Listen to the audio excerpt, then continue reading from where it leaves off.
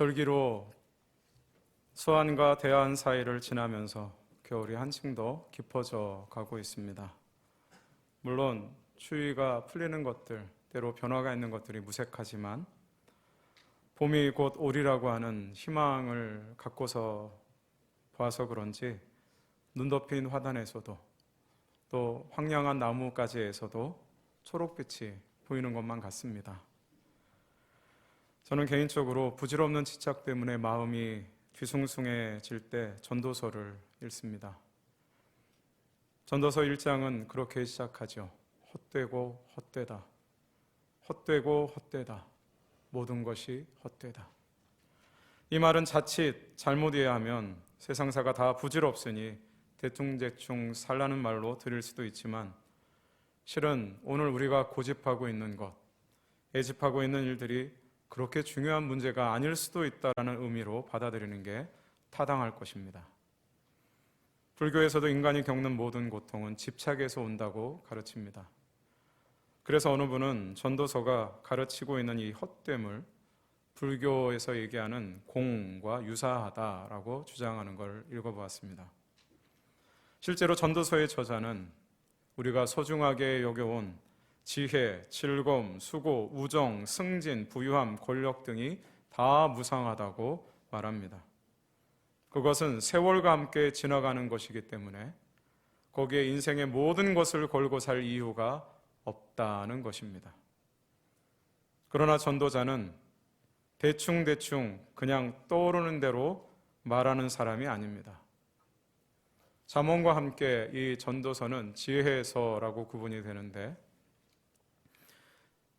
아마도 솔로몬이 기록하지 않았을까 그렇게 짐작해 봅니다. 그런데 굳이 잠언과 전도서를 구분합니다. 잠언의 잠자는 침잠자입니다. 찌르는 말씀이라는 뜻입니다. 전도서는 말 그대로 복음을 위한, 증언을 위한, 증거를 위한 일이라고 우리말 성경으로 번역된 전도서를 읽을 수 있습니다만은 이 전도서의 원 제목은 코헬렛입니다. 여기서 전도자는 지혜자라고 불리는데 다른 의미로 직역하면 그 사람은 수집가입니다. 지혜를 모으는 사람이 지혜자입니다. 자신이 가지고 있는 지혜를 펼쳐내는 것보다는 세상에 펼쳐져 있는 지혜를 모으는 사람, 그래서 그것이 무엇인지를 알아내고자 하는 사람, 그래서 지혜자는 다른 말로 수집가라고도 볼 수 있습니다. 이 코엘렛 전도자는 오늘 본문이 시작되는 9절에서 내가 이 모든 것들을 보고 해 아래에서 행하는 모든 일을 마음에 두고 살폈다라고 말을 합니다. 전도서 저자는 염세주의자가 아닙니다. 오히려 세상을 이해하기 위해서 최선의 노력을 다하는 사람입니다. 무엇 하나 허투루 대하거나 보지 않습니다. 복잡, 다단하기 이를 데 없는 현실을 꿰뚫어 보기 위해 노력합니다. 그런 전도자가 계속해서 말합니다. 사람이 사람을 주장하여 해롭게 하는 때가 있도다. 새번역 성경은 이 부분을 이렇게 번역했습니다. 이 세상에는 권력진 사람 따로 있고 그들에게 고통받는 사람 따로 있음을 알았다. 이 말은 세상이 그러하니 억울하다고 불퉁거리지 말고 팔자려니 하고 살라는 그런 말이 아닙니다. 뭔가 잘못된 것은 분명한데 현실은 그렇게 도착되어 버렸다, 그렇게 있더라는 것입니다. 그뿐이 아닙니다. 10절의 말씀을 읽어보면 그런 후에 내가 본즉 악인들은 장사 지낸 바 되어 거룩한 곳을 떠나 그들이 그렇게 행한 서금 안에서 잊어버린 바 되었으니 이것도 헛되도다. 그는 악한 사람이 죽어서 묻히는 것을 보았습니다. 그런데 사람들은 장지에서 돌아오는 길에 그를 칭찬하는 겁니다. 평소에 그가 악한 일을 하던 바로 그 성읍의 주민들이 그런 얘기를 하는 겁니다. 전도자는 이런 현실을 보면서 허탈하다고 말합니다. 악인은 악인으로 평가되어야 합니다. 권세가 있을 때는 차마 그럴 수 없었다고 해도 죽어서까지 칭송을 받아서는 안 됩니다. 그런데 사람들이 그를 칭찬하는 겁니다. 이게 무슨 일이겠습니까? 분별력이 없어졌기 때문입니다. 삶의 기준이 흔들리고 있기 때문입니다. 인간이 어떠한 존재여야 하는지에 대한 생각이 무너져 버렸기 때문입니다. 꽁 잡는 게 매라는 속담이 있습니다만 수단 방법 가리지 않고 자기가 원하는 것을 손에 넣는 사람이 유능한 사람으로 평가받는 세상은 고장난 세상 아니면 병든 세상입니다. 왜 미래에 대해서 묻는 포럼이나 세미나에 가장 부유한 사람이 가서 강연을 하는 것입니까? 왜 그런 존재들이 하는 말에 사람들은 눈에 불을 켜고 귀를 활짝 열고 지켜보는 것입니까? 부유함이 우리 인생의 목표처럼 보이는 것 아닙니까? 사람들이 부러워할 만한 인생을 사는 것이 정말로 잘 사는 것처럼 평가되고 있기 때문에 그런 것 아니겠습니까? 문제는 삶을 하나님과의 관계라고 하는 측면에서 평가하지 않고 있는 것입니다. 성경은 끊임없이 인간이 하나님께로부터 온 존재임을 가르쳐 줍니다. 인간의 인간다움은 그래서 우리를 지으신 이 땅에 내신 하나님의 마음을 헤아리며 그 마음에 자기 마음을 조율해 가는 데서 인간다움은 발생하는 것입니다. 인간 속에는 세상에 무엇과도 바꿀 수 없는 소중한 중심이 있습니다. 그걸 잃어버리는 순간 인간은 납작한 존재가 되어버리고 맙니다. 세상에서 가장 중요한 것과 덜 중요한 것을 분별하는 능력을 잃어버리게 됩니다. 이 전도서의 전도자는 이런 현실이 안타깝습니다. 세상사 허망하구나. 그런 삶의 기준이 흔들리면 사람들은 죄를 두려워하지 않습니다. 서슴지 않고 죄를 저지릅니다. 성경이 가르치는 죄는 하나님으로부터 등 돌리는 것입니다. 지향이 바뀌는 겁니다. 너희가 하나님처럼 되리라고 하던 뱀에게로 돌아서는 겁니다. 자기 한계를 받아들이지 않고 스스로 전능해지고 싶은 마음이 죄의 뿌리입니다. 죄가 지배하는 곳에서는 하나님 사랑 불가능합니다. 이웃 사랑 역시 불가능합니다. 왜냐하면 죄는 독점하려는 마음이 있기 때문입니다. 자기에게만 고정된 사람은 내 옆에 이웃이 어떤 절실한 아픔을 겪고 있는지 그거 개의치 않고 배경으로 지나갈 어떤 물건처럼 여기기 마련입니다. 사람들이 두려워하지 않고 죄를 짓는 까닭은 벌이 바로 내리지 않는 현실 때문입니다. 11절 말씀에 악한 일에 관한 징벌이 속히 실행되지 아니하므로 인생들이 악을 행하는 데 마음이 담대하도다. 즉각적인 심판과 보응이 따른다면 누가 감히 쉽게 죄를 짓겠습니까? 가끔 우리 신앙인들도 악인들에 대해 오래 참으시는 하나님에 대해 화가 날 때가 있습니다. 우리의 도덕적인 소망은 행위에 따른 공정한 보상이 즉각적으로 이루어지는 것 아닙니까? 12절과 본문의 13절은 하나님을 경외하는 사람은 적절한 보상을 받고 그렇지 않은 사람은 실패할 것이라는 사회적인 통념을 인용하고 있습니다. 죄는 100번이나 악을 행하고도 장수하거니와 또한 내가 아노니 하나님을 경외하여 그를 경외하는 자들은 잘 될 것이요 악인은 잘 되지 못하며 장수하지 못하고 그날이 그림자와 같으리니 이는 하나님을 경외하지 아니함이니라. 하지만 지혜자는 그러한 통념이 작동되지 않을 때가 많다고 정직하게 말합니다. 그런 통념이 현실 속에서 그대로 적용된다면 얼마나 좋겠습니까? 시편 58편의 시인도 그런 마음 담아 이렇게 노래했습니다.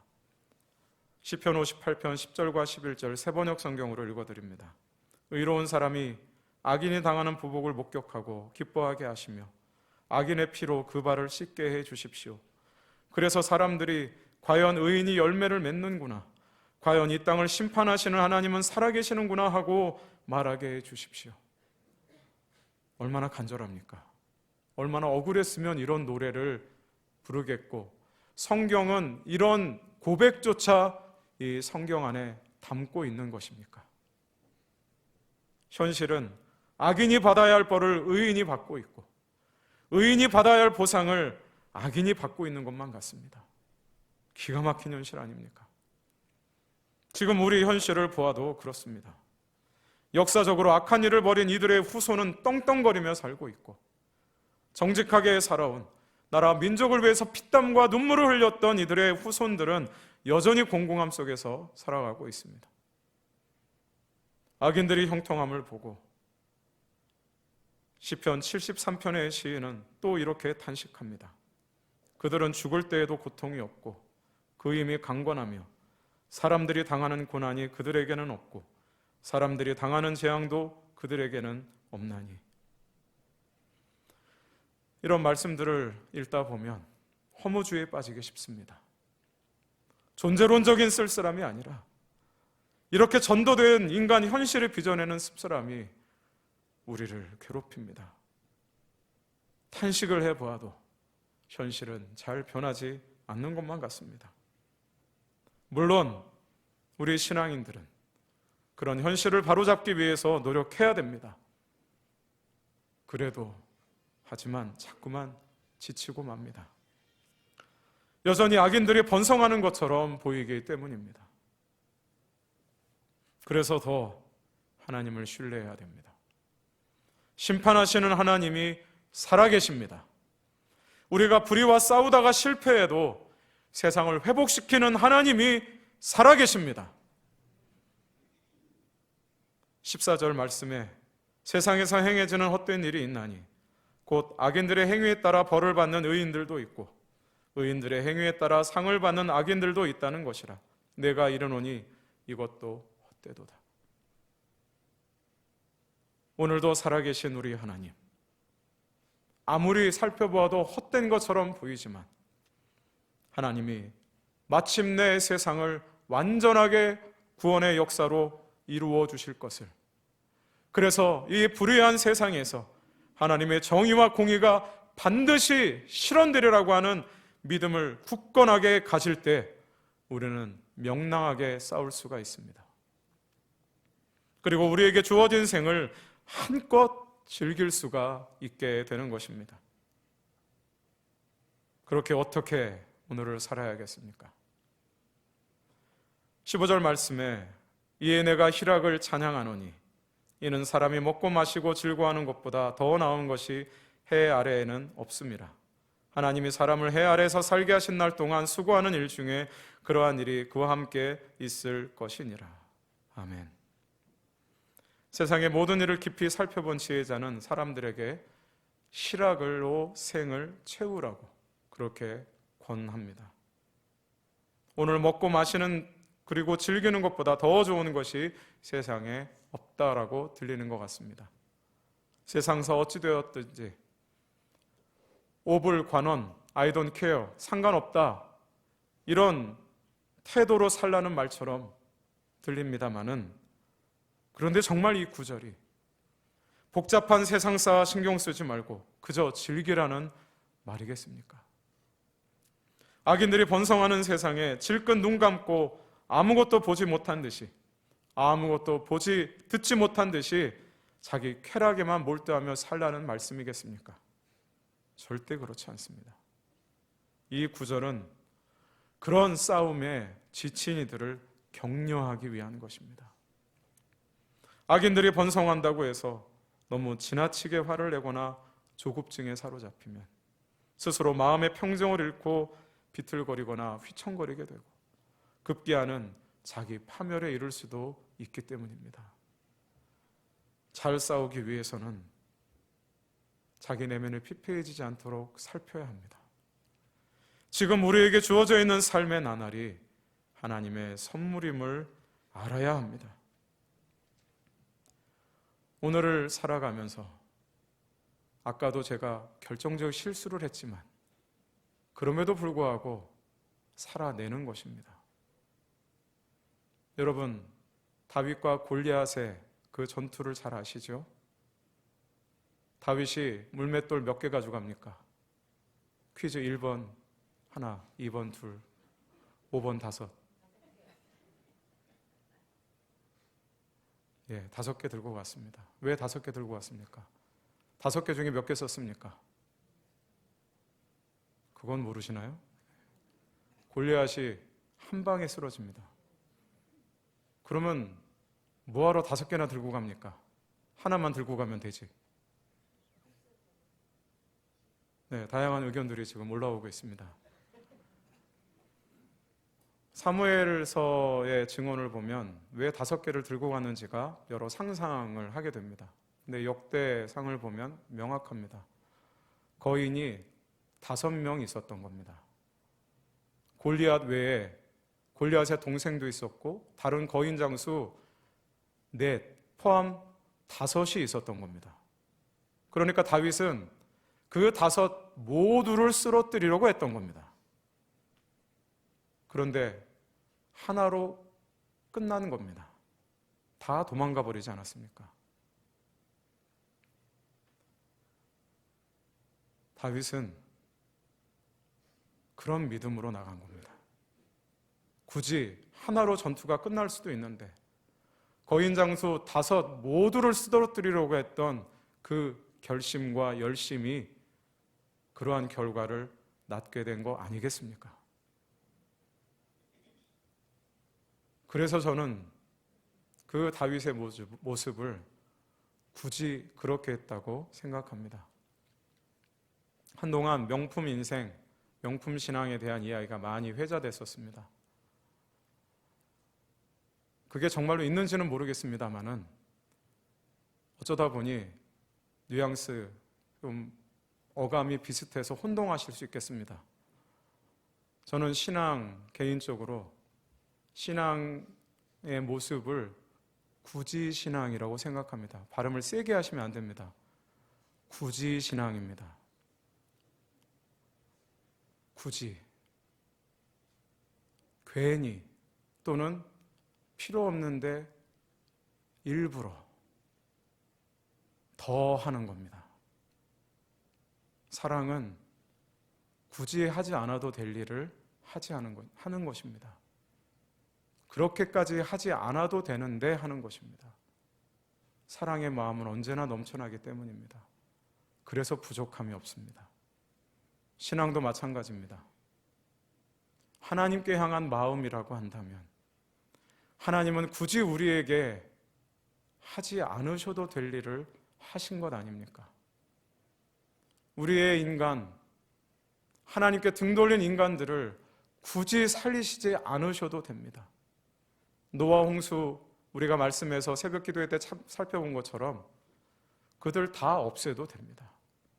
오늘 우리도 실은 필요 없으실 수도 있습니다. 그렇지만 하나님은 굳이 인간의 인생 속에 이 세계 가운데 침투에 들어오셨습니다. 그것이 바로 성육신, 하나님이 인간이 되신 사건입니다. 우리에게 주어진 진리는 바로 그것입니다. 진리는 의미와 내용이 같은 것이 진리입니다. 말하는 것과 행동이 같은 것이 진리입니다. 말과 행동이 다르면 그건 거짓입니다. 신앙, 믿음과 생활, 삶이 일치해야 진리되는 삶입니다. 그래서 신앙 생활을 믿음과 삶이라고 우리말을 쓰기도 하지만 신앙 생활이라고 하는 두 단어를 합성어할 때 띄어쓰기를 하지 않는 겁니다. 신앙과 삶은 밀접하게 붙어 있기 때문입니다. 믿는 것과 아는 것, 그리고 살아내는 삶의 모습이 일치해야 진리의 삶을 사는 것입니다. 성육신이 진리입니다. 하나님이 우리를 이처럼 사랑하시는 증거가 바로 예수님의 성육신입니다. 우리를 끝까지 포기하지 않으시겠다라고 한 하나님의 결심이 바로 십자가 사건입니다.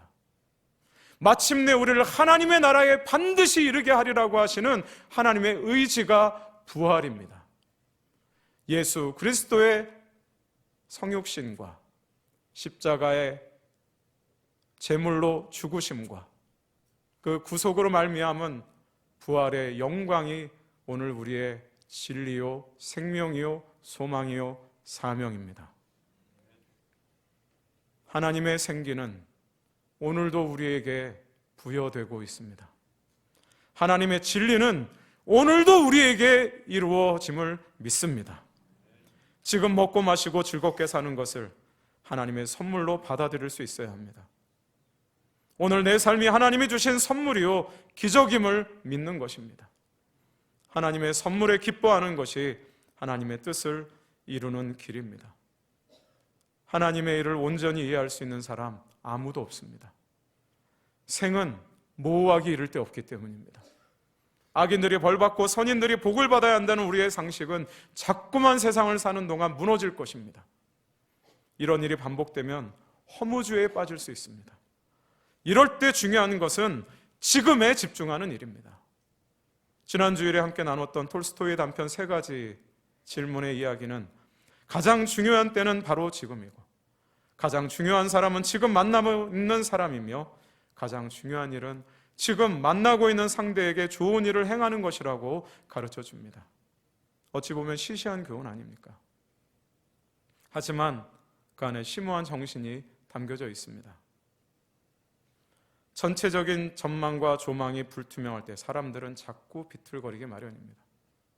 길을 잃지 않기 위해서 오롯이 우리를 오늘도 인도해 주시는 하나님의 인도하심을 따라 걸어가야 합니다. 그 날을, 그 때를 소망하면서 오늘 현재에 충실해야 합니다. 현재는 우리 인생 전체에서 보면 부분에 지나지 않지만 우리의 순간순간은 우리 주님 성육신 하셨듯이 하나님의 영원한 세계가 우리 속에 침투해 들어오는 시간인 것입니다. 지금 이 순간 하나님을 바라보면 우리는 영원한 우주 세계에 속해 있는 존재임을 깨닫게 되는 겁니다. 그래서 정신을 차리고 보면 시시해 보이는 현재야말로 영혼의 빛과 만날 수 있는 기회인 것입니다.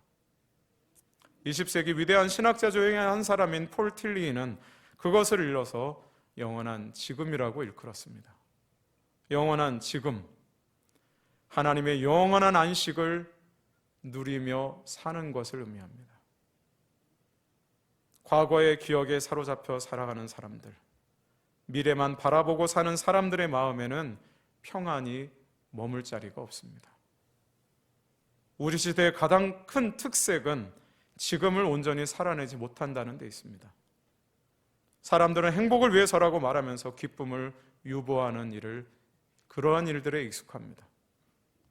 여기 지금 살면서도 과거 인력에서 벗어나지 못한 채 살아가는 이들이 많이 있습니다. 지난 삶에 대한 후회도 있을 것이고 누군가에 대한 원망도 있고 과거의 트라우마에 갇힌 이들은 지금 이곳에서 주어지는 기쁨을 누릴 능력이 없습니다. 행복을 마찬가지로 미래로 저 멀리 유보해 놓은 사람들 역시 마찬가지입니다. 우리 학생들 좋은 대학 들어가기만 하면, 좋은 직장에 들어가기만 하면, 넓은 집 장만하면, 노후 생활을 위해서 얼마 이상만 모으기만 하면 행복할 수 있다고 하면서 자꾸만 자신을 채근합니다. 하나님이 하시는 일을 우리는 다 이해할 수 없습니다. 즉 생은 모호하기 이를 데 없지만 전도서 기자는 그 모호한 생에 사로잡혀 불퉁거리지 말고 하나님의 선물로 주어진 지금을 한껏 살아내라고 가르칩니다. 그래서 15절 말씀에 이에 내가 희락을 찬양하노니 이는 사람이 먹고 마시고 즐거워하는 것보다 더 나은 것이 해 아래에는 없음이라. 여기서 말씀하는 희락은 절대적인 기쁨을 말하는 겁니다. 이것이 신약으로 넘어와서 갈라디아서 5장에는 성령이 주시는 9가지 열매 중에 2번째 열매로 소개하고 있는 겁니다. 희락과 은혜는 어원이 같습니다. 기뻐한다, 유쾌하게 하다라고 하는 뜻이 명사가 되면서 희락이 되기도 하고 은혜로 되기도 합니다. 하나님이 주신 유쾌함, 그것을 잃어버리지 않는 것이 우리의 오늘의 목표가 될 수도 있습니다. 그것이 은혜 그대로가 될 수 있습니다. 그래서 은혜 받은 사람은 항상 유쾌한 것입니다. 기쁨을 누군가에게 빼앗기는 법이 없습니다. 우울한 생각 가운데서 사로잡히지 마시고 주저없이 행복을 누리라는 전도서 기자의 권면이 우리의 마음을 울립니다. 영원의 빛 가운데서 지금을 바라보라고 우리를 재촉합니다. 일상의 삶 가운데서, 그래서 삶의 부활을 발견하는 지혜와 능력이 필요합니다. 우리 이웃의 얼굴에서 하늘을 볼 수 있고 하나님의 형상을 발견할 수 있어야 합니다. 만약 발견하기 어렵거든 나 자신이 누군가에게 그런 하늘이 되어줘야 됩니다. 그런 하나님의 형상을 만나게 해주는 통로가 되어야 합니다. 그러기 위해 노력하시기 바랍니다. 바울 사도는 고린도 교회에 보내는 편지에서 보라 지금은 은혜 받을 만한 때요 보라 지금은 구원의 날이로다라고 이야기하고 있습니다. 또한 히브리서 3장 13절에는 이렇게 권고합니다.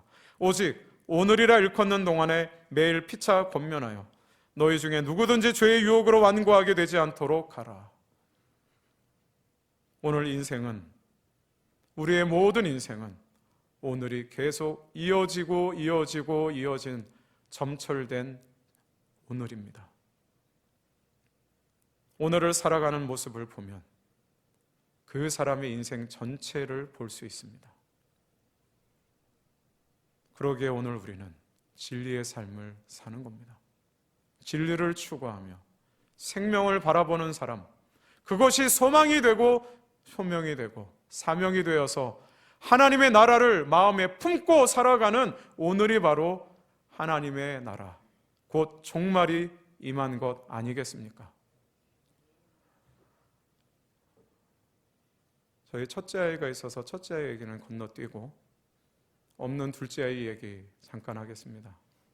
학원을 피아노 학원 빼고 공부하는 학원 생전 처음 갔습니다. 테스트를 해야 되는 거 아닙니까? 시험지를 풀어봤는데 가관입니다. 아이가 나와가지고 정신이 나갔습니다. 그러면서 이거 해야 돼요? 이거 계속 해야 되는 거예요? 저한테 묻습니다. 물론 공부하는 그 모든 것이 다 쓰여지리란 보장은 없습니다.